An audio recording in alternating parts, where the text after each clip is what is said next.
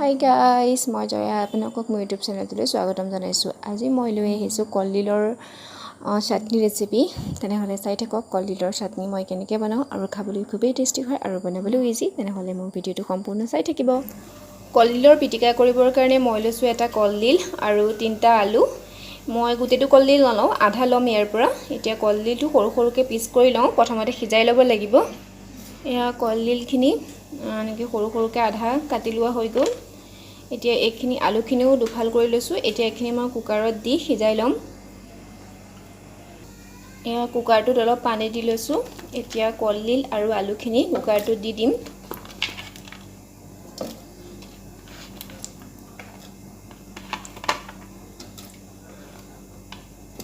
আৰু ইয়াতে অকণমান হালধি দি দিম।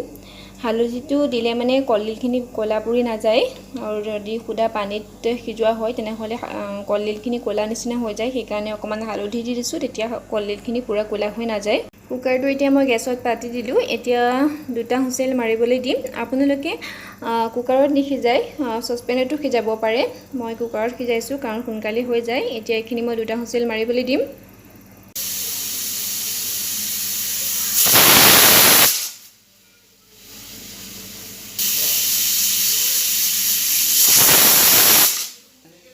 এইখিনি 2টা হুইচেল মাৰা হৈ গ'ল। এতিয়া গেছটো অফ কৰি দিওঁ। এতিয়া এইখিনি ঠাণ্ডা হ'বলৈ দিওঁ। কুকাৰটোৰ পৰা এতিয়া মই কলডিল আৰু আলুখিনি উলিয়াই ল'লোঁ। আৰু চাটনি কৰিবৰ কাৰণে মই লৈছোঁ 2টা পিঁয়াজ স্লাইচ কাটি লৈছোঁ, আৰু এয়া মান ধনিয়া পাত 3 খিলামান সৰু সৰুকৈ কাটি লৈছোঁ, আৰু 2টা জলকীয়া সৰু সৰুকৈ কাটি লৈছোঁ, আৰু আদা অকণমান লৈছোঁ, আৰু নহৰু 5-6 ফুটামান সৰু সৰুকৈ টুকুৰা কৰি লৈছোঁ। গেছত কেৰাহী এখন পাতি লৈছোঁ। কেৰাহীখন গৰম হোৱাৰ লগে লগে অকণমান মিঠাতেল দিম। কেৰাহীখন গৰম হৈ গ'ল। এতিয়া ইয়াতে অকণমান মিঠাতেল দিম। মিঠাতেলখিনি গৰম হোৱাৰ লগে লগে মই পিঁয়াজখিনি দি দিম। তেলখিনি গৰম হৈ গ'ল। এতিয়া মই ইয়াতে পিঁয়াজখিনি দি দিম। আৰু সদায় সনা খালে পিঁয়াজখিনি ভাজি ল'লে খাবলৈ টেষ্টটো বেলেগ হয়। সেইকাৰণে মই পিঁয়াজখিনি ভাজি ল'ম ফাৰ্ষ্টতে। পিঁয়াজখিনি অকণমান ৰঙচুৱা হোৱালৈকে ভাজি ল'ম। এতিয়া ইয়াতে মই নহৰুখিনিও দি দিম। পিঁয়াজ আৰু নহৰু আধা আধা ভাজি ল'ম। অলপ তেলত ভাজি ল'লে খাই পেলাই সোৱাদটো বেলেগ হয় খাবলৈ। সেইকাৰণে মই এইখিনি অকণমান সময় ভাজি ল'ম, কালাৰটো চেঞ্জ হোৱালৈকে। পিঁয়াজখিনি কালাৰটো চেঞ্জ হৈ গ'ল। এতিয়া ইয়াতে মই দিম কেইটামান কালজিৰা। কালজিৰাটো দিলে খাবলৈ আৰু সোৱাদ হয়, সেইকাৰণে কালজিৰা কেইটামানো দি দিছোঁ। এইখিনি ভাজি লোৱা হৈ গ'ল। এতিয়া মই কলডিল আৰু আলুখিনিত এইখিনি দি দিম। এয়া কলডিল আৰু আলুখিনিত মই পিঁয়াজ আৰু নহৰু যিখিনি ফ্ৰাই কৰি লৈছিলোঁ সেইখিনি দি দিছোঁ। এতিয়া ইয়াতে মই এইখিনি বস্তু দি দিম।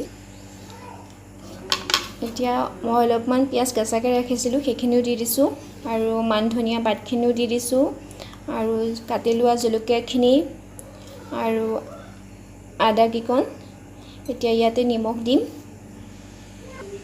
এতিয়া ইয়াতে নিমখখিনি দি দিম, আৰু অকণমান দিম মিঠাতেল। এতিয়া অকণমান মিঠাতেল দিম। মিঠাতেলৰ জেগাত যদি আচাৰৰ তেল থাকে আচাৰৰ তেলটো দিব, বহুত সোৱাদ হয় খাবলৈ। আমৰ আচাৰ থাকিলে যিকোনো আচাৰৰ তেল দিব পাৰে, খাবলৈ বহুত সোৱাদ হয়। এতিয়া এইখিনি মই সানি পেলাম। এইখিনি এতিয়া এটা গিলাচৰ সহায়ত গোটেইখিনি পিটিকি পেলাম। তাৰপিছত হাতেৰে পিটিকিম, কাৰণ গিলাচে পিটিকিলে সোনকালে এইখিনি ভাঙি যাব। সেইকাৰণে প্ৰথমতে গিলাচটো দি এনেকৈ ভাঙি ল'ম গোটেইখিনি, তাৰপিছত হাতেৰে গোটেইখিনি ভালকৈ মিশ্ৰণ কৰি দিম। এনেকৈ যদি আপোনালোকে কলডিলৰ পিটিকা খোৱা নাই খাবচোন, বহুত টেষ্টি হয় খাবলৈ। এতিয়া গোটেইখিনি এনেকৈ গিলাচটো দি ভাঙি লোৱা হৈ গ'ল। এতিয়া মই হাতেৰে এইখিনি পিটিকি পেলাম।